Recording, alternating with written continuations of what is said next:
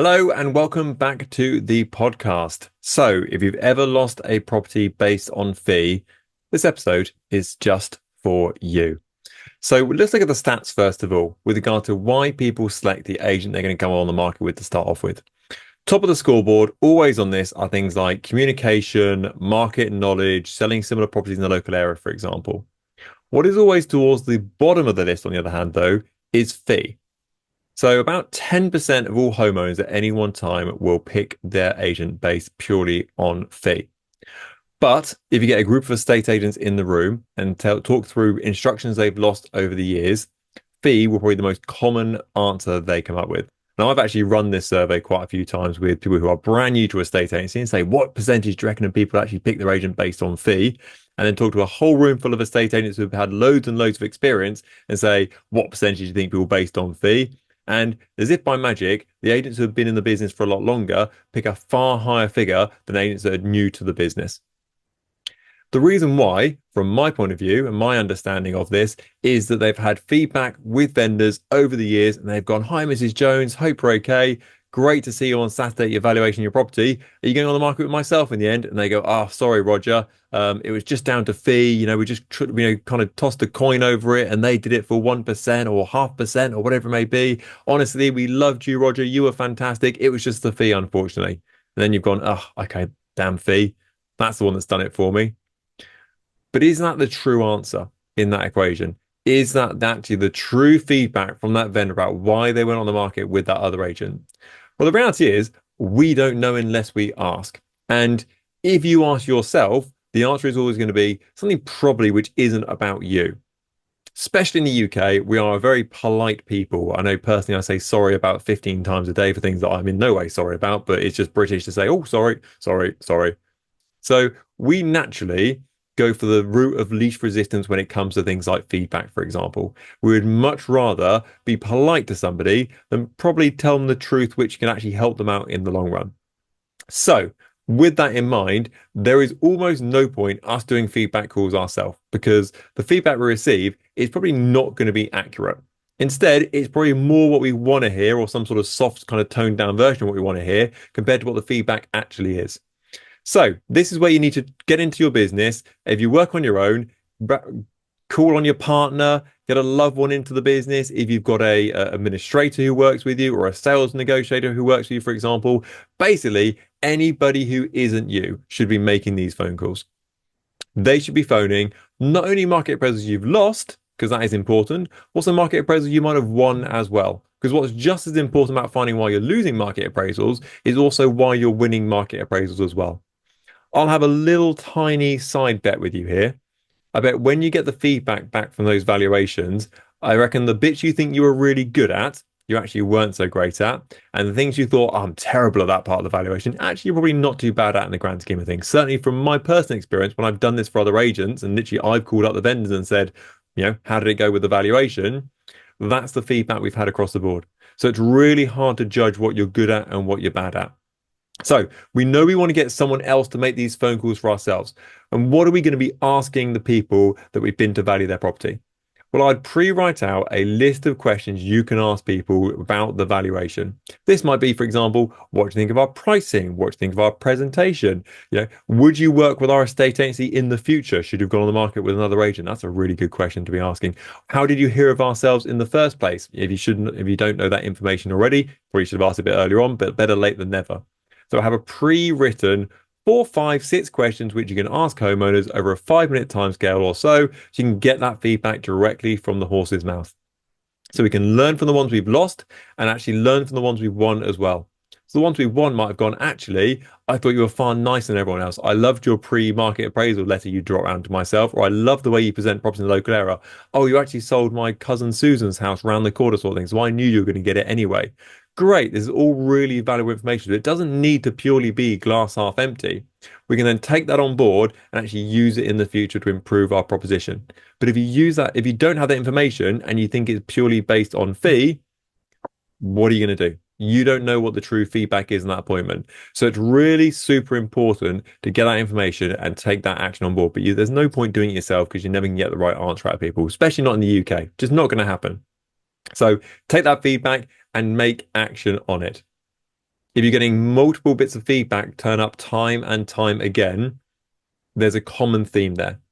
Now, the irrational way of looking at this is to go, oh, they're a bunch of idiots. They don't know what they're talking about. I've been the estate agent for the last 20 years. I know what I'm doing. The more logical way of doing it is going, well, they can't all be wrong. If they're all saying to me that I was rubbish at pricing the property or rubbish at getting across our proposition, for example, or I turned up late, they can't all be wrong. So take that feedback on board and action it and take it into your business. If they all said you turned up and you stank of smoke, well, A, you should stop smoking. It's not good for you. And B, you smell. Just deal with it. Sort your life out. Have some deodorant. Spray yourself some cologne before you go into the appointment, sort of thing. That is the feedback people are giving you. And either you can keep doing what you're doing, and that's your choice, or you can make some change and make yourself better over time. No one is the perfect estate agent on day one. You can get to it in day 100, but you need to listen to that feedback and take it on board. Drop your ego about thinking I'm the best valuer in the world and I'm amazing, and actually learn from your experiences, and you will become the best valuer in the world. So that is point number one when it comes to feedback calls. We are speaking to people when they've been not instructing ourselves and instructing ourselves as well, and taking that feedback on into our business. And that's to act on ourselves personally. But there's another part to this as well, which is debatably even more important. And that is having conversations with people that are in our ideal demographic about their journey with our estate agency business so that we can learn from it. So we are speaking to our clients, I imagine, on a regular basis to say, have you had a good experience? Do you want to give us a 5-star review? And well done you. We all want to get 5-star reviews, and that's absolutely brilliant. Get as many of those in your business as you possibly can do. Make a real song and dance about it. High fives all around. That's a good thing to do. But there's another chapter to this on top of that as well. And that is speaking to homeowners who, again, fit within our ideal demographic of client and say, how did you find the experience from start to finish with ourselves? What was stressful about the process? What was good that we did? What was bad about what we did? What could we learn for next time? Which particular parts of the process did you find a bit more stressful than you thought they were going to be? Which bits did you struggle with? Where could we have been more helpful in your moving process?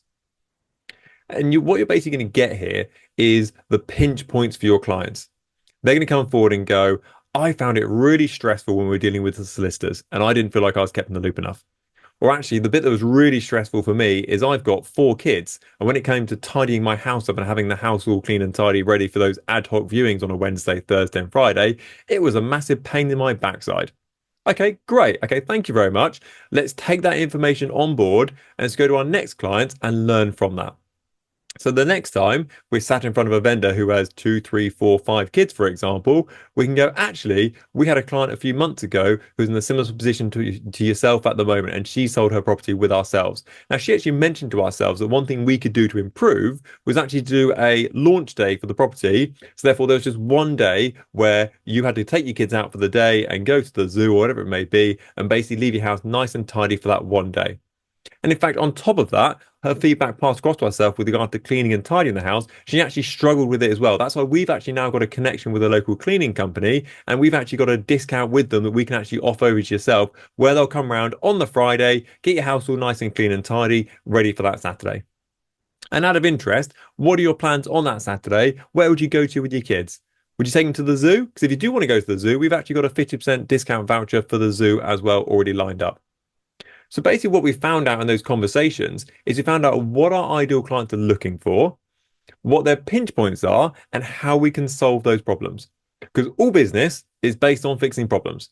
If you're thirsty, you get a Coca-Cola. You've got no tires on your car, you go to Goodyear. All problems are basically can be fixed by a business.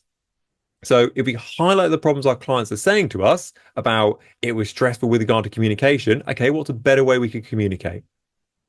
I couldn't get my property tidy. Okay, can we help with that? I found it stressful getting my kids out of the house. Okay, well, where are you going for the day? We can sort that out for you. There's many things we can do to help our clients. As we've talked about in other episodes, you can't do this for everybody. You can't have a solution for everybody under the sun. This is why I've been very clear about having your ideal demographic and geographic area to work with, because you can know that client, you know what's going to work well for them, and you know what's not going to work well for them. So therefore, you can put a product in place that exactly fits Mrs. Jones. My demographic are family homes in this area. Great, I'm going to design in my business the best possible package for a local homeowner who's looking to sell their property in that area that fits within that criteria. And from start to finish, it's going to be this, then this, then this, then this, because every other client has told me their pain points for at this point, that point, and that point. So therefore, I'm putting things in place to make that process as good as we possibly can do from start to finish. So take that feedback and learn from it. The stupid thing to do is not get any feedback in the first place. I know we all hate receiving feedback in any way, shape, or form, but if you can take that feedback and then learn on it, honestly, it's absolutely rocket fuel for your business. And on that note, I hope you've enjoyed today's episode. I hope you have a fantastic day, and I will catch up with you very, very soon.